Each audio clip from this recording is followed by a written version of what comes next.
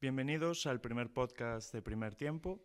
Hoy estamos aquí con una invitada muy especial, una jugadora de Superliga 1, y tenemos aquí a Jimena Fernández del MB. Bienvenida y muchas gracias por venir. Muchas gracias a vosotros por invitarme. Te distrajiste un poco buscando la facultad. Sí, la verdad estaba un poco a desmano, pero bueno, bien, ahí hemos llegado bien. Llevo aquí un poco sudada, le hicimos hacer deporte. Pero me han dado agua, me están tratando muy bien, la verdad, no hay queja. Y bueno, un poco para presentarte, eres jugadora del MB, de Superliga 1, y tu trayectoria, digamos, en las dos categorías mayores es en la permanente, en el Soria, y luego pasaste al Cajasol Dos Hermanas en Superliga 1 y de ahí al MB. Que aquí me parece algo curioso, que era lo primero que quería preguntarte, que estoy mirando, eres del 2001, súper jovencita. Y te vas en la de 16-17 a jugar a Soria, súper joven. Antes, me fui con 15 recién cumplidos. Sí, es que eso es justo lo que vi, porque además, mira, en septiembre se va a la 16-17, se fue con 15 años. Entonces lo primero que quería preguntarte es cómo es ese cambio para una niña, que era prácticamente, eres de Coruña, irte de Coruña para Soria a probar suerte en la permanente. Pues para mí, a ver, lo primero cuando me lo propusieron, esto sería antes de verano de 2016, claro, yo me quedé deslumbrada, para mí era la mayor oportunidad que me habían ofrecido hasta el momento y claro, pues lo valoramos en casa, hicimos pros y contras y claro, pues mi padre estaba como, ¿cómo vas a rechazarlo? Tienes que ir, pero tienes que ir. Mi madre ya estaba llorando antes de que me fuera. pero sí, para mí fue una gran experiencia, la verdad, estuve allí 2 años, me llevo un muy, muy buen recuerdo de Soria, mejoré un montón como deportista, pero sí que es verdad que antes de ir tienes que mentalizarte muy bien de cómo vas a compaginar lo que son, bueno, tu vida académica con tu vida deportiva y sobre todo estando tan lejos, siendo tan joven. Y es complicado, es muy complicado. Al final tuve suerte que tuve una muy buena generación, entre las 14 que éramos nos ayudábamos mucho, pero sí que tienes que lidiar con una cantidad de estrés y de autoexigencia ya de por sí, desde muy temprano, pues tienes que intentar gestionarlo lo mejor que puedas. También adaptarte un poco a ser un poco más independiente, más joven, ¿no? Sí.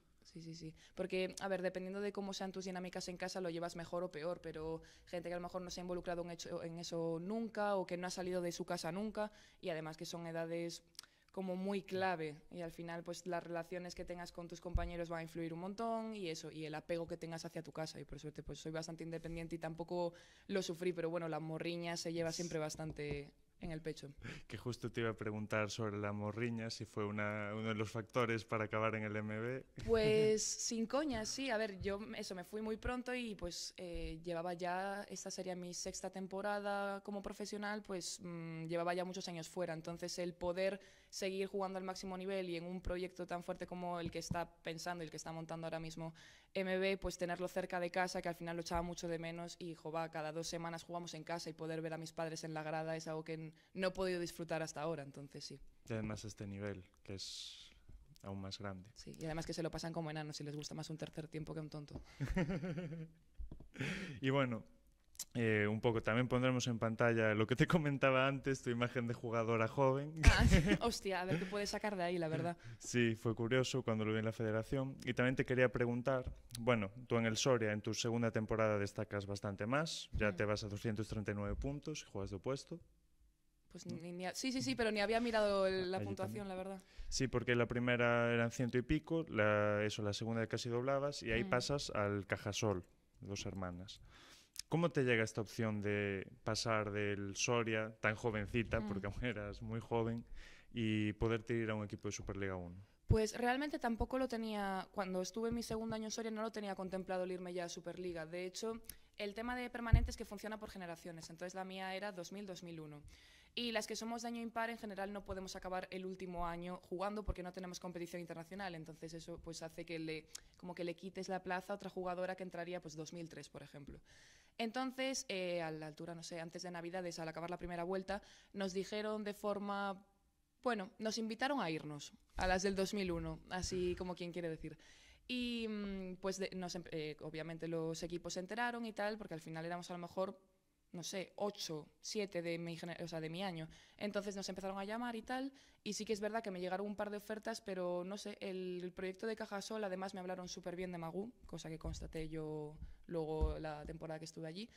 Pero sí que me atraía bastante más el proyecto que tenían ahí, más proyecto de cantera, luego querían que jugase en el juvenil y sobre todo pues cuando llegué me gustó muchísimo. Y de hecho te gustó tanto que la tercera temporada, que estuviste ahí 3 años, fuiste un animal. Así, Está bien decirlo así. que sobre todo, por lo que me fijo de tu última temporada en Cajasol y esta en MB, tu especialidad son los saques. Sí, sí, la verdad le he ido cogiendo el gustillo al saque en potencia, sí. Porque en esa temporada, en la tercera, eres la cuarta jugadora en que consigue puntos por saque, con 37, y la cuarta que consigue también puntos por saque en cada set, con 0,42, que repites esta temporada. Y aquí en el MB ya hiciste 38, superaste Sí, ese menos récord. mal, me quedé ahí un poquillo por mejorar la marca nada más. Entonces para el siguiente 39, ¿no? Sí, vamos subiendo, hay que mantener siempre el listón. Y además en el MB, que era lo otro que te iba a comentar, que al final el MB, las dos primeras renovaciones que anunció fueron la tuya y la de Carolina. Y al final quería saber un poco qué fue lo que te empujó a seguir en el MB y también el cambio que hay en el MB, que es que también cambiaste de entrenador, que ahora tendréis a Mani. Pues sí, la verdad, este año estuve muy, muy contenta, sobre todo con el proyecto deportivo, con cómo se gestionó, con cómo se organizó. Por ejemplo, para mí un punto de inflexión muy grande en las dinámicas del club fue la Copa de la Reina. O sea, igual que para mí, para la mayoría, o sea, yo en todos los años que llevo jugando, que es desde que era un mico, nunca había visto algo así, menos ser protagonista de algo así. Entonces, también fue un extra para quedarse. Luego, a nivel deportivo, bueno, con José y Manu este año muy, muy bien. O sea, porque sí que había tenido muy buenos entrenadores como fue Magú, pero nunca había tenido entrenadores que entrenasen con nosotras, que se metiesen con nosotros al campo. O sea, sí que había tenido la experiencia, por ejemplo, el año antes del COVID en Cajasol, sí que habíamos entrenado con chicos. Cuando Cajasol era un masculino, pues hay jugadores, yo que sé, Garamendi, por ejemplo, que aún vivían por allí. Y sí que venían a entrenar, pero nunca había tenido la constancia de poder entrenar con hombres, aparte de con mi equipo, y eso te hace crecer un montón como jugadora. Y luego con ellos pues tienen una forma, o sea, aparte de que para mí Manu y José son la dupla perfecta. O sea, está la calentada que tiene José con el sosiego que tiene Manu, entonces pues lo compatibilizan muy bien. Y luego con las compañeras muy muy bien este año. Al final también fue volver a jugar con las niñas con las que empecé. O sea, por ejemplo, yo con Sara Urrea, con Marta Otero, con Inés, con Ainara, llevo jugando desde que tengo 10, 12 años. Entonces para mí también era un puntazo. Y este año, pues sí, ya estamos renovadas al menos, Lidia, Carolina y yo, y ya están saliendo otros fichajes, pero sí que es verdad que quieren seguir subiendo el listón y siguen queriendo, bueno, que la idea del MB es que sigamos siendo el equipo gallego que represente lo que es la máxima categoría a nivel nacional, entonces eso. Porque de hecho vuelve Lucía, Lucía Prol, que También. Campeona de Liga y Copa esta temporada. Sí, que la verdad que se ha hecho, vamos, o sea, temporadón. Que justo comentabas la Copa, que se jugó en Lugo además, que sois subcampeonas y que justo os quita Lucía, ¿le va a caer alguna colleja a la vuelta o...? No, a Lucía no le puede caer ninguna colleja, o sea, es inamovible. Pero sí, o sea, la Copa fue espectacular y sobre todo, a ver, también cuando llegamos a la final, es verdad que aparte ellas tenían un equipo muchísimo más experimentado, mucho más cohesionado que el nuestro. Pues bueno, nosotras tuvimos ahí alguna rencilla que sí que nos pasó factura durante la temporada, pero más al margen de eso, el cansancio que llevábamos, que a lo mejor en menos de 3 días nos metimos 14 sets. Y eso pues... A ver, tampoco es que vaya yo de vieja, que soy del 2001, que es un año de mierda, pero eso lo haces con 14, 15 años y bueno, el cuerpo te aguanta. Ya con 20, por ejemplo, imagínate, Yael, que era nuestra capitana, con 36 sí, que tiene, había jugadoras más veteranas, pero sí que es verdad que al cuerpo le pesa. Pero, por ejemplo, cuando fue la entrega de premios y tal, que se vino Lucía a sacar una foto con nosotros, o sea, estábamos todas, no se veía a lo mejor en la foto, estábamos todas llorando en el podium, entonces que vuelva es otro puntazo. Y después que aún tenéis otro fichaje más, que es Mame Diouf, que además viene a jugar en Israel, ser campeona de Liga y Copa, de Kazajistán, que es subcampeona de Liga, Copa y Supercopa, y también otro puntazo, que una jugadora que vuelve a la Liga, ¿no? Sí, la verdad es otra jugadora bastante del perfil de Darlevis, que este año pues para nosotros fue, o sea, Darlevis es un puto LeBron James, o sea, es que no tiene otro nombre.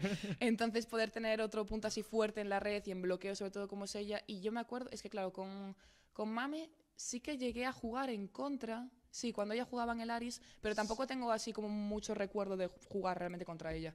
Pero sí que es o sea, es una gran jugadora. Sí, porque de hecho ella creo que su última temporada en Superliga 1 es tu primera temporada en Superliga 1, de hecho. Sí, sí, sí, sí. Y bueno, al final era también preguntarte un poco qué expectativas tienes de la próxima temporada, porque esta no entrasteis en playoff. Supongo que a lo mejor estáis ahí viendo si para la temporada podéis entrar y también no sé si sigue en mente el objetivo de intentar entrar en Copa. Sí, sí, lógicamente. O sea, este año sí que se nos quedó bastante la espinilla de haber entrado en los playoffs, sobre todo porque, ya lo decía José, motivar a un equipo para un campeonato, o sea, de 3, 4, 5 días, es relativamente fácil. O sea, siempre dice, lo hacemos con las cadetes, no lo vamos a hacer con vosotras, joder.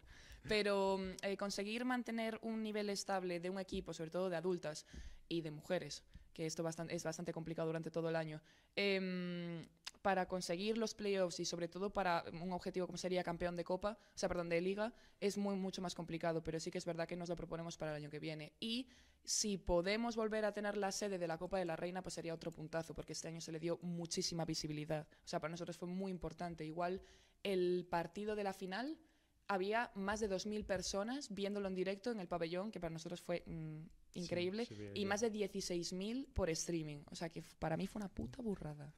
Entonces, sí, para nosotras, pues mantener lo que hemos conseguido este año, sobre todo, y seguir aspirando a poder dejar al menos el pabellón gallego bastante por lo alto.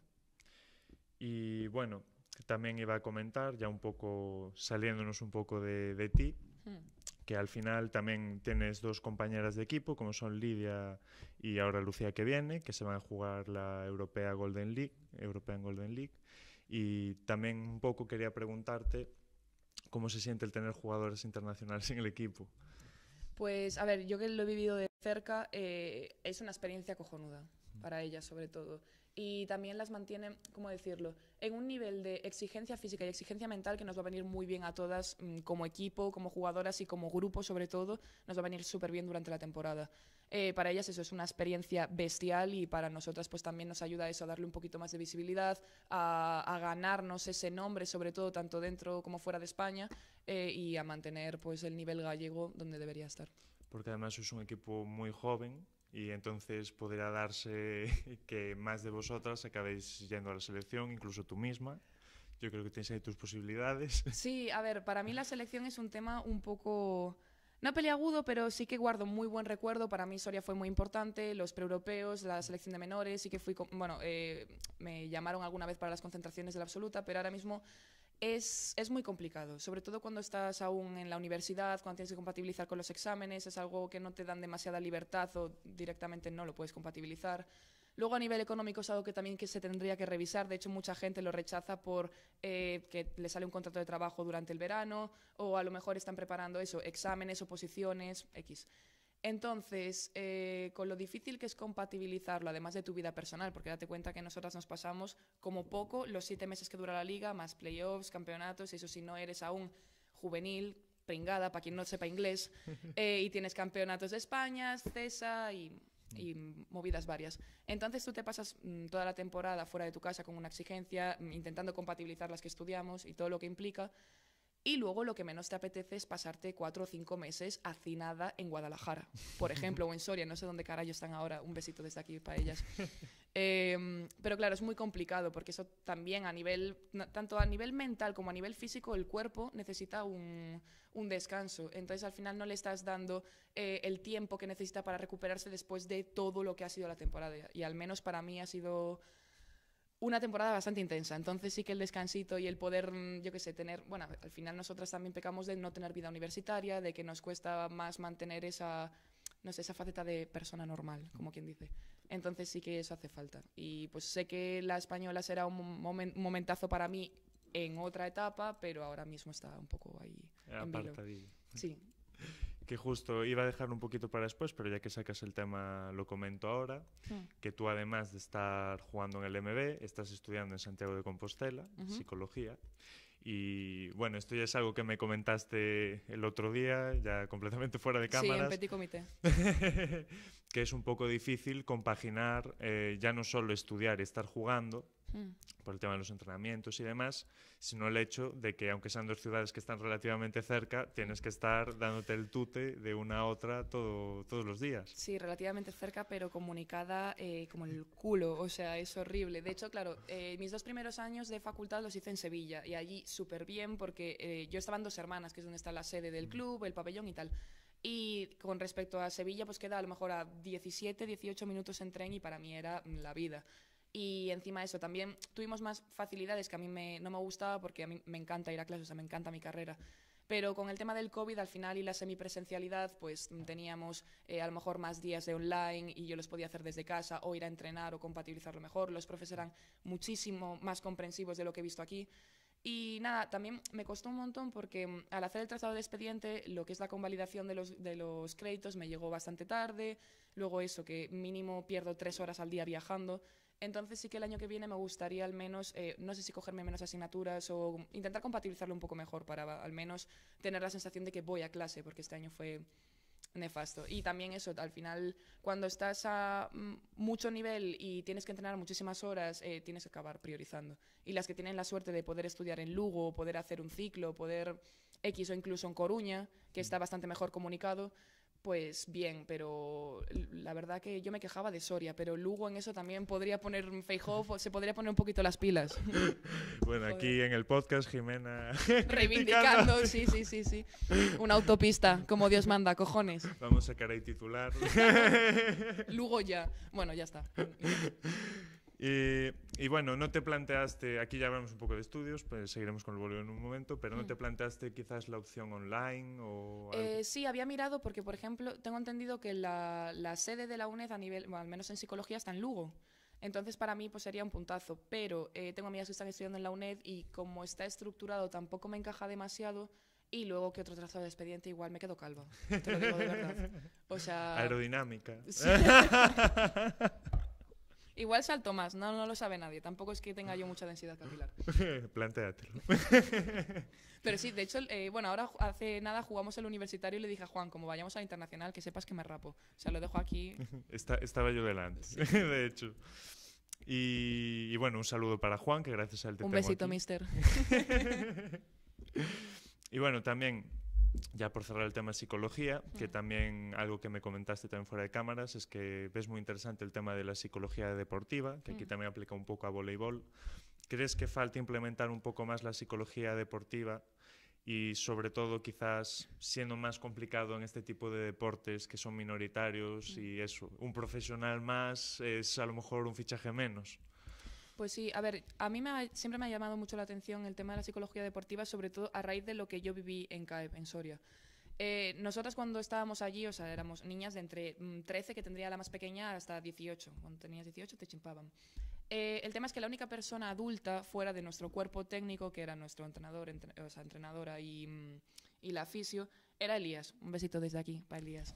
Que era nuestro tutor de estudios, que además era entrenador, bueno, hasta esta temporada era entrenador del Río Duero. Y realmente con toda la carga de trabajo que tenía él, más lo que le echábamos encima a nosotras, las consultas que le hacíamos nosotras, que realmente era desesperación absoluta. Era la única persona adulta que teníamos que nos podía dar un poco un punto de vista general de lo que estábamos haciendo, aparte de un consuelo. Entonces, sí que es verdad que yo lo que he vivido al menos es, ¿cómo decirlo?, un derroche de potencial increíble, sobre todo por no haber gestionado las cabezas, dicho mal y pronto, desde muy temprano. O sea, realmente hace falta eso, una persona que te pueda dar un punto de vista más general o simplemente que te ponga un poco los pies en la tierra, porque tú cuando tienes 15, 16 años estás fuera de tu casa, o sea, para un adolescente una semana es un mes. Entonces todo lo vives de una forma mucho más intensa, es mucho más difícil compatibilizarlo todo, te ahogas en un vaso de agua. Y encima, al menos, nuestra generación, bueno, nosotras éramos muy cabezonas, entonces éramos conscientes de que cada una tenía sus problemas y lo que menos queríamos era echarle nuestra mierda a otra de nuestro equipo. Entonces sí que es verdad que tanto, sobre todo en centros de alto rendimiento y con trabajo con menores en formación, es muy, muy, muy importante tener una persona que pueda regular eso tanto a nivel individual como a nivel de dinámicas de grupo. Porque créeme que un vestuario femenino adolescente es muy complicado. O sea, desde aquí lo digo, hace falta muchos más psicólogos deportivos. Y luego a nivel de clubs también. A nosotras lo que nos faltó desde un principio, o sea, potencia física, a nivel técnico, que bueno, mejorable yo al menos, o sea, técnicamente soy un circo. Sí que nos hacía falta eso, una persona que pudiese sentar unas tablas y poder poner un poquito de tiempo, de paciencia, de tierra de por medio cuando había a lo mejor un conflicto que si se hubiera gestionado a tiempo de otra forma o por un profesional, igual se hubiera quedado en nada, en una tontería. Pero sí que es verdad que fue para nosotras un poco un lastre el no poder gestionar eso bien desde un principio. Bueno, es como un poco decir que al final a lo que estamos acostumbrados es a la preparación física, pero también hace falta esa parte de la preparación mental, mente sana en un cuerpo sano. Sí, sí. De hecho, José me tiraba bastantes pullas este año porque siempre decía, claro, es que se habla del cansancio mental, pero bueno, perdón, del cansancio físico, pero el cansancio mental es muy importante. Y si no, preguntadle a Jimena que estuvo estudiando eso. Claro, yo es como, tío, me caen sin abrir yo la boca, o sea, yo estaba muy tranquila. Y la mítica será la de no me psicoanalices. Sí, tío. Hostia, de verdad. Ya lo uso como filtro. O sea, porque ya cuando te empieza... Bueno, pero no me leas la mente, ¿eh? Hostia, quita, por Dios. Y estuvimos hablando de varios entrenadores y aquí tenía una pregunta donde ya te meto más en temas un poco más polémicos quizás. Y es si quizás notas la falta, en general en el deporte, además en el voleibol, de que tal vez no hay demasiada presencia de entrenadoras mujeres. Porque además yo que he hablado con algún entrenador masculino, también comentaba que hay cosas que por mucho que trates de explicarle a las jugadoras de femenino, no se lo puedes explicar tan bien porque cambia el deporte, es muy distinto. Y una entrenadora se lo puede explicar mucho mejor. Entonces era eso un poco si notas la falta de entrenadoras mujeres. Sí, sí, totalmente. De hecho, al menos en Superliga, que yo sepa, la única entrenadora hasta ahora... Bueno, miento, este año había dos. Estaba la entrenadora de Barça y Esther en Aro. Pero sí que es verdad que a nivel, comparas y la representación femenina es nula. Y sí que es verdad, esto lo he hablado con José muchas veces, sobre todo porque es un calentado, me manda siempre vídeos de opuestos metiendo hostias, de tipos de carrera, de los golpeos, no sé cuánto. Pero me dice, pero es que al final, claro, él me manda cosas a las que está acostumbrado ver o que podría incluso más o menos, como te digo, reproducir. Pero nosotras al final es un juego totalmente distinto, o sea, tienes que centrarte muchísimo más, pues, a lo mejor en aspectos de defensa. De hecho, siempre se dice que el equipo de femenino que siempre gana es el que mejor defiende. Mentira, yo no defiendo ni los derechos humanos y algún partido ganado. Pero bueno, pero sí que es verdad que a nivel femenino, sobre todo, porque si dices en masculino, bueno, se puede entender, pero no tanto. Pero a nivel femenino, que haya tan pocas entrenadoras, no se entiende. Y, por ejemplo, pasó hace algunos años, ya metiéndome aquí en polémica, pasó hace algunos años, no sé si fueron 2 o 3, y es que el tiempo se me solapa, la entrenadora del Aris, Flavia, que no sé qué pasó a mitad de temporada, que la acabaron echando por problemas con la directiva y tal. Tampoco, la verdad, en equipos canarios tampoco me quiero meter mucho porque son muy mafias. Pero sí que es verdad que eso, que hubo... Era como de las primeras representaciones, al menos, de entrenadoras en femenino, y no sé qué problemas hubo, que al final pues acabó entrando otro entrenador. Y es como las pocas oportunidades que tienen jugadoras, sobre todo, porque hay veces que, claro, que tú, imagínate, si decides dedicar tu vida al vóley y realmente eres una buena jugadora, lo que te apetecería es continuar como maestra, por así decirlo, poder trasladar tus conocimientos a otra jugadora, o al menos eso, conseguir... No que tu equipo consiga cosas que tú no pudiste, pero coño, siempre le quieres dar a tu equipo lo mejor. Entonces sí que no se entiende mucho la falta de representación femenina. Es que yo me acuerdo que además pregunté en concreto, porque yo hice el curso de entrenador, y pregunté en concreto por el ataque a una pierna, y ya me dijo el entrenador, te puedo explicar un poco, pero no tengo ni idea. Claro, porque es que además, o sea, yo le hablaba con José y me dices que el ataque a una pierna es que me parece una mierda, porque en tíos no se hace. Ya, es que en tíos no se hace, pero en tías sí. Y hay jugadoras, en plan, hay grandes centrales, por ejemplo, yo qué sé, Aina Berbel, Fernanda Gritzbach, no sé, hay jugadoras que tienen un ataque-pata que ya quisieran muchas opuestas pegar, ¿sabes? Entonces, en plan, a 2 piernas, perdón. Entonces, como... Hay aspectos de nuestro juego que es verdad, cambia el deporte, o sea, cambia ya la altura de la red, no va a cambiar nuestro deporte. Que los entrenadores no contemplan simplemente porque ellos, como tíos, jugando, nunca lo han llegado a realizar. Entonces sí que falta ese punto de vista femenino. Y bueno, también un poco, por puntualizar también el tema que comentabas de que hablas de que hay que defender, sobre todo en femenino, yo creo que sobre todo hay que recibir. Sí, porque sí. Me mata. Yo cuando jugué con la red femenina alguna vez, yo, que ya no soy ni receptor, que tú lo sabes bien, mortal, No, porque está tan bajita que si te mandan un saque picado, yo no llego tan abajo. Pero es horrible, y además los equipos femeninos, o sea, como mínimo, y lo hacen muy bien, lo que mejor hacen normalmente es sacar, o sea, hasta las más mancas saben sacar bien, en plan, perdón por la expresión, pero es verdad, o sea, por ejemplo, lo vimos ahora en el universitario, que yo, que soy opuesta, menos mal, porque si no sería un suicidio colectivo, me pusieron de receptora porque, bueno, sufrimos bajas y tal, y había que pues, recomponerse un poco. Y, tío, yo veía los saques de verdad como si estuviera Fedorovseva sacando ahí, y dije, pues menos mal que soy opuesta, y la verdad, mis bendiciones para las receptoras porque tienen el cielo ganado. Nada, yo ya te expliqué. Cuando fallas es yo soy opuesta. Sí, ya está, la tiras, sí. Y bueno, siguiendo un poco con temas así un poco más polémicos, te iba a preguntar sobre el tema del trato del deporte femenino, que siempre se ve pormenorizado. Y también una pregunta que se me planteó interesante, que es, por ejemplo, se le está intentando dar más visibilidad al deporte femenino en deportes mayoritarios, como puede ser el fútbol o el baloncesto, pero no sé si crees que sería más interesante tal vez darle más visibilidad a deportes que son mayoritariamente femeninos, como es el caso del voleibol, que a lo mejor sería una forma un poco más interesante en vez de tratar de promover un deporte que también hay que promoverlo, obviamente, pero a lo mejor promover un deporte donde tenemos más mujeres, pues también sería interesante que se viera más. Sí, a ver, lógicamente, sobre todo a nivel de cantera. O sea, por ejemplo, yo me acuerdo que me pareció una burrada cuando me dijeron que solo en Tenerife hay 72 equipos, solo en Tenerife. O sea, que es como... ¿Dónde caben? Claro, es multiplicar, no sé, a lo mejor por 5 o 6 todos los clubes que hay solo en Galicia.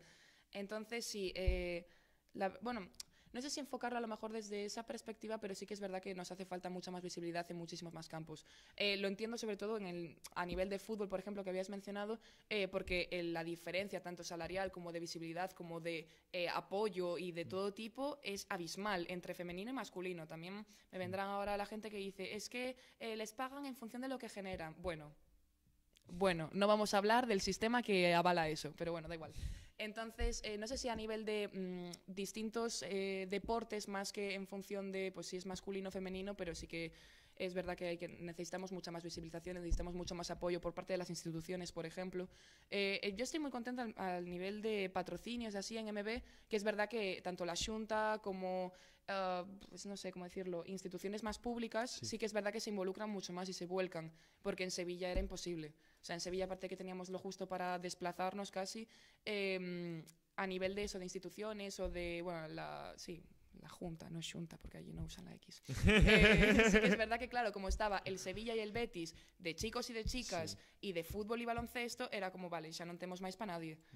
Entonces, por lo menos se agradece que, bueno, además de que Lugo es una ciudad pequeña, se va a cabrear aquí la gente de Lugo, pero sí es un pueblo, es más fácil involucrarse. Pero, por ejemplo, me pasaba en Soria, que además de que eran ligas diferentes, CAEP jugábamos en segunda división y los chicos de Río Duero en primera, tú veías nuestro pabellón, en plan, el Pajaritos. Si sois los Reals, conoceréis Pajaritos. Cuando jugábamos nosotras y faltaba que pasasen las ruedas del desierto, ¿sabes? O sea, a lo mejor venían 3 padres despistados que los habían convencido sus hijas para venir, pero luego pasaba a lo mejor media hora y se llenaba muchísimo para el partido de los chicos. Entonces sí que hace falta mucha más visibilidad y más apoyo. Pues desde aquí el llamamiento sí, también a que se dé más visibilidad y apoyo. Y justo con el tema este que comentabas de tener un equipo masculino y femenino a cierto nivel, también me parece interesante preguntarte, teniendo el MB equipo en Superliga 1 masculina y femenina, ¿cómo ves, cómo compagina el club esto? Si crees que más o menos hay equidad y no sé si en cierto modo él recibiese el mismo apoyo o no a nivel afición. Sí, a ver, yo con eso, por ejemplo, estuve muy contenta este año. Es verdad que MB, aparte de Barça, bueno, que Barça es, con todo el respeto, equipo ascensor. O sea, hay veces que un año están en primera, otro en segunda, y hay veces que ni siquiera coinciden los equipos de chicas con los de chicos. Entonces somos el único equipo que mantiene equipo femenino y masculino en Superliga. A nivel de lo que es apoyo económico, visibilidad y tal, yo estoy muy orgullosa de decir que somos el único club, yo creo, o el club al menos en España, que realmente el equipo femenino recibe más subvención y más apoyo que el equipo masculino.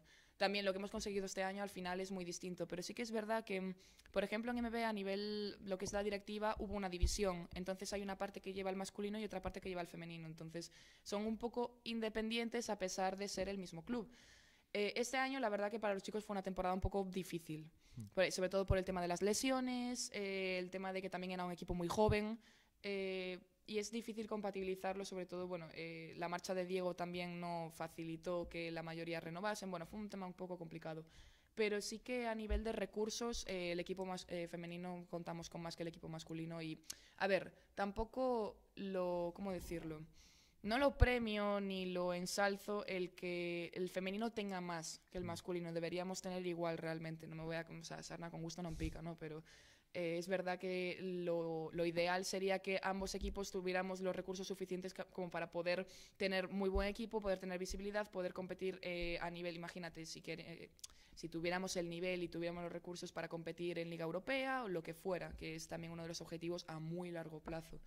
Pero sí que es verdad que para mí al menos, tanto a nivel de valores como siendo deportista y sobre todo teniendo amigos en el masculino, sería tener los mismos recursos los dos equipos.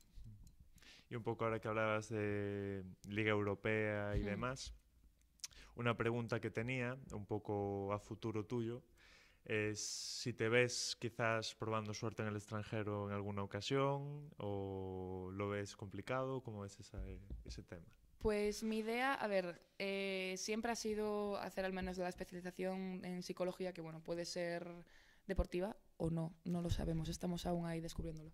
Sería hacer el máster en el extranjero. O sea, creo que, bueno, para mí al menos lo que me ha servido el vóley ha sido sobre todo para costearme mis estudios, para poder tener experiencias y también para ayudar a mis padres al final con lo que era mi independencia económica. Ellos no me han pagado nunca ningún año de la carrera, también el poder pagarme el piso, mis gastos, pero sí que sí me encantaría jugar en el extranjero. O sea, mi idea real es acabar la carrera al menos en España y luego irme. O sea, además este año, bueno, sí, esta temporada he empezado a trabajar con Aitor de representante y sí que creo que es bastante más factible así. O sea, siempre se dice, no hace falta tener representante para jugar en España. Sí hace falta, porque no tenemos unos mínimos laborales conseguidos. Entonces, hay veces que tener ese apoyo, sobre todo, bueno, al menos contar con representante y ya si estás amparado por la Asociación de Jugadores y Jugadoras, ya es un puntazo. Entonces, sí, mi idea es acabar jugando en el extranjero. Estaría muy bien. Pues a ver dónde te vemos jugar al final, a ver dónde acabas. ¿Algún país que te gustaría ir en concreto? La Bundesliga sería bestial, en Holanda me encantaría jugar. O sea, al final no es lo típico de, pues me gustaría jugar en Italia o en Turquía. Claro que me encantaría jugar en Italia o en Turquía, joder, no somos tontos. Pero sí que me gustaría a lo mejor empezar, yo que sé, en Liga Francesa o en eso, o en Liga Alemana, que ahora es bastante más factible para las españolas, nos estamos haciendo también un hueco ahí. Sí, españoles. Sí, ambos, de hecho se van ahora a Alemania, al menos Ariadne Apriante y Raquel Montoro. Un besito para aquí, para ellas desde aquí. Y sí que es verdad que para nosotras ahora es un poquillo más fácil, sobre todo eso, por también voy a romper una lanza en favor de Aris, también esa visibilización que nos han dado a nivel europeo también es muy importante para nosotras como españolas y sí que es verdad que es bastante más factible. A mí José me dijo, si quieres jugar en Italia, puedes acabar jugando en Italia, pero sí que es verdad que entrar, o sea, literalmente salir de España e irte a jugar en una liga muy top, aparte de que es muy complicado, es... Un cambio brutal. Claro, es muy difícil porque al final también date cuenta que tú estás acostumbrado a lo mejor a jugar aquí de titular y realmente no vas a tener los mismos minutos en campo y al final es complicado lidiar con esa frustración porque estás entrenando todos los días para demostrar lo mejor de ti en el campo, entonces es complicado, pero... Who knows? La cosa es seguir trabajando y a ver dónde se acaba. Pues veremos dónde acabas de a futuro. Y también, un poco ya estamos llegando al final, era preguntarte justamente por el tema salarial en relación al voleibol, que al final es un poco complicado, ciertas situaciones, pues a veces hay muchos jugadores de cantera que a lo mejor juegan en los primeros equipos, no cobran, o jugadores que se fichan, tienen los sueldos que tienen... Y es un poco hablar de esa también diferencia, que a lo mejor en otros deportes no la hay, pues cómo se vive desde dentro. Vale, a ver, esto es, bueno, iba a decir es complicado, en realidad es bastante sencillo. Directamente, tanto el vóley femenino como masculino en España, nuestra primera división no está considerada como deporte profesional y, por tanto, no hay unos mínimos laborales regularizados. Entonces, nosotros, por ejemplo, tenemos la Asociación de Jugadores y Jugadoras de Vóley, que lo que se pretende en primera instancia es crear un convenio de o sea, un convenio colectivo y un sindicato de trabajadores para regular pues lo que sería un salario mínimo base, porque es que de verdad, o sea, al menos que te cubras bien las espaldas, te ganes un caché y simplemente agaches, calles y sigas trabajando, es muy difícil llegar siquiera al salario mínimo. Y luego, por ejemplo, que te metan en la seguridad social como trabajador, que hay muchos equipos, o sea, de normal hay muchos equipos que lo hacen, lo tienen como algo normalizado, pero hay otros que te lo te lo medio venden como, lo hago porque soy buena gente, pero es como, soy tu puta trabajadora, o sea, es que si me pasa cualquier cosa se te cae el pelo, y yo me quedo calva también igual. Entonces, en parte por eso. Luego, a nivel de extranjeros y locales, es verdad que muchos equipos pecan de, nada, como son los de casa, no tienen gastos aquí, pues bueno, le ponemos un piso y con 200, 300 euriños para chuches les llega. Entonces sí que es verdad que a muchos extranjeros, además también los representantes a nivel, bueno, sí, de los extranjeros que llegan se mueven muy bien. Entonces, entre lo que cobran ellos, lo que venden, imagínate que te pasa un vídeo de un central metiendo unas hostias y sacando potencia y no sé qué, y luego llega, que a lo mejor no, a lo mejor es una puta bestia, pero a lo mejor llega y no se da el nivel esperado, pero a ti ya te lo han vendido y tú ya has pagado, además de los transfer, que dependiendo de la federación es un sablazo, o sea, es una puta pasta. Y luego también eso parece que no, pero a nivel grupo también hace rencillas, o sea, también cuesta un montón. Y creo que también cabe mencionar que este año se quería cambiar la ley de cuántos extranjeros están permitidos en pista por equipo, cosas que los equipos de arriba querían decir, sí, vamos a meter 5 extranjeros en pista. Sí. Y claro, los equipos de media tabla o equipos, en plan, que tenemos una concepción pues un poco más... Local. Joder, claro, sí, no, local Bueno, de España. Claro, de darle un lugar, o sea, que es obvio que tú quieres subir el nivel de tu liga, pero también tendrás que darle ese espacio y ese chance a la gente que estás formando, porque luego te tiras mucho flex de, no, porque tenemos equipo de cantera, porque el campeonato junior, sí, pero tus juniors se van a morir del asco cuando tú traigas 4 croatas y 3 azerbaiyanas. Sí, ¿Sabes? Entonces... porque además una forma de promover el deporte, creo en este caso el voleibol, es también que suba el nivel de España, de las selecciones, y ahí también pasaría un poco por apostar un poco más por los jugadores nacionales y que estos crezcan y se desarrollen, porque al final si cortas su desarrollo, si no generamos mejores jugadores nacionales, es más difícil dar visibilidad cuando las ligas españolas no son las primeras a nivel europeo. Claro, es que realmente estás como limitando mucho el desarrollo de tus propios jugadores y estás pretendiendo que la liga se convierta en la ONU. Pues chico, al final es muy complicado. De hecho, hay muchos equipos que ahora lo que intentan es mantener sus equipos en varias categorías. Por ejemplo, este año nosotras al menos hace poco consiguieron el ascenso de Segunda Nacional a Primera Nacional. También un besito para ellas desde aquí. Y también eso pues a la gente, porque al final... Coño, tú tienes que ser realista. No todo el mundo vale para Superliga y no hay cabida para 28 jugadoras por plantilla.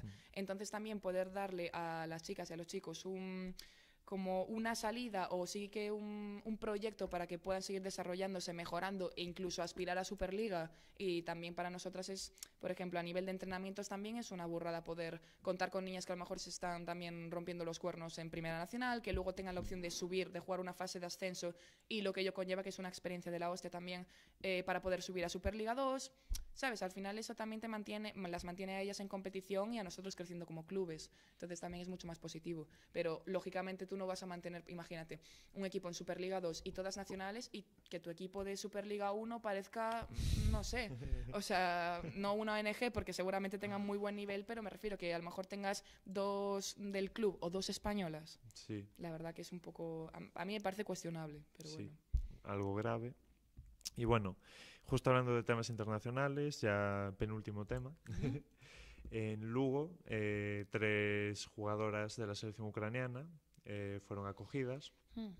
Y es un poco preguntar primero por el tema de su situación, en plan de cómo es que lleguen estas personas de un país que está en esta situación tan grave. Y luego, en plan, si ya a nivel voleibol, si notasteis un salto de nivel en los entrenamientos. A ver, realmente estas niñas llegaron cuando ya habíamos acabado la liga. Las que no teníamos ya más ocupación, por así decirlo, en Lugo, que ya no estudiábamos allí y tal, pues yo, por ejemplo, no tuve contacto con ellas. O sea, las conocí, pues las que cuando yo me fui entraron a vivir en el piso y tal, cuando hice la mudanza, pero tampoco tuve demasiado contacto con ellas. Sí que es verdad que son niñas bastante más pequeñas que yo, creo que son 2004 y 2005. Entonces, ellas tienen edad junior, no sé si primero o segundo de juveniles deberán ser. Entonces, para su nivel, al menos a mí me habían dicho que estaban entrenando bien y tal. pero que para Superliga, por lo que me han dicho mis compañeras, tampoco, o sea, van un poquillo flojas. A lo mejor hay niñas de su edad que pueden atinar bastante más, como Candelita este año que sale de permanente y viene a jugar con nosotras, o alguna más pues que a lo mejor puede alcanzar más ese nivel. Pero bueno, tampoco las he visto jugar demasiado, solo por vídeos que me han pasado y tal. Pero bueno, si pueden quedarse aquí, sobre todo con la situación que están viviendo, que es complicadísima, que no se la deseamos a nadie y que sobre todo ya no el poder desarrollarte en tu deporte, sino desarrollarte como persona, estar constantemente pensando en tu familia, en lo que dejas atrás, es horrible. Pero que puedan tener la oportunidad de venirse aquí, sobre todo con la calidad de vida que tenemos, por suerte, y que puedan estar en un club como es el nuestro, que es que otra cosa no, pero familiar es un rato, y que las cuidan muy bien, pues para nosotros es una suerte. Pues espero que estén muy cómodas en Lugo, que las estéis tratando muy bien y que se termine la situación que se está viviendo pronto. Sí, esperamos.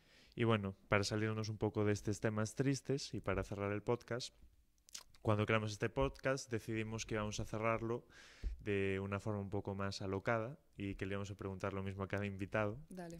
Y entonces quería preguntarte cuál es tu historia más surrealista asociada al voleibol, bien sea por divertida, por loca, por incómoda, la que se te ocurra que sea lo más... Pero ¿qué está pasando?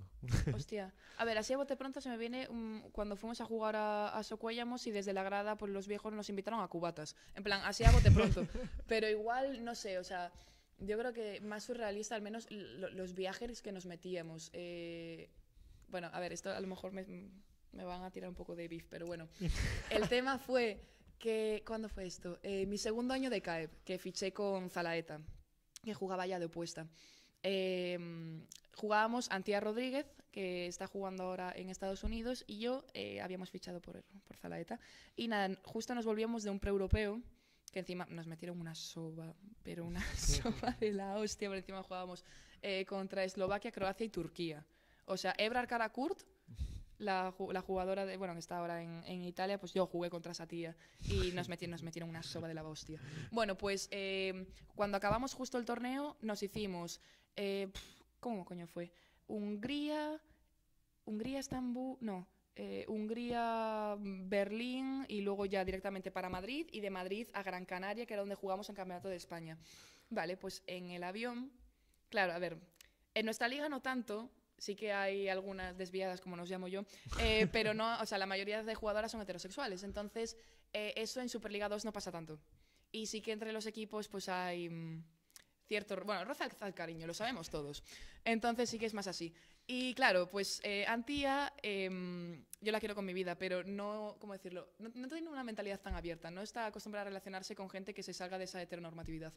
Entonces, claro, pues en el avión eran muchas horas y nos pusimos a hablar de cualquier cosa.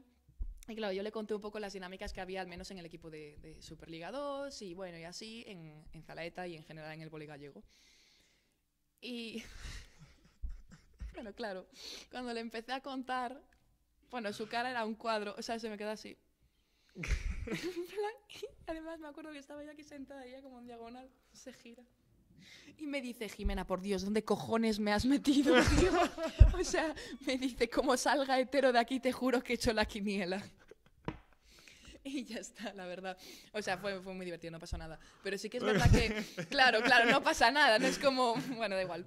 Pero sí que estaba como un poco, ¿sabes? Reacia, como que no es homófobo por su parte, pero sí que es verdad que, pues, yo qué sé, en Monforte son un poquillo a lo mejor más cerrados en ese aspecto y que era más complicado, pero yo las caras que ponía, tío, no tenían precio. O sea, dije, ya está, bueno, pues hay que convivir con más gente. Pero sí. Bueno, pues una historia curiosa y divertida, la que nos trae aquí Jimena.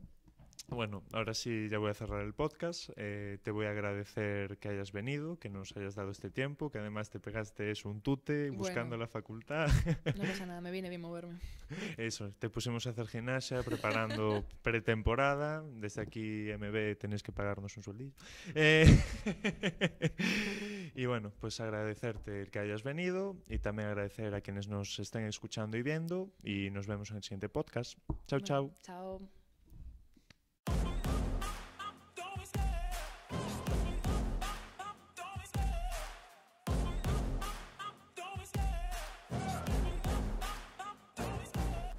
The chase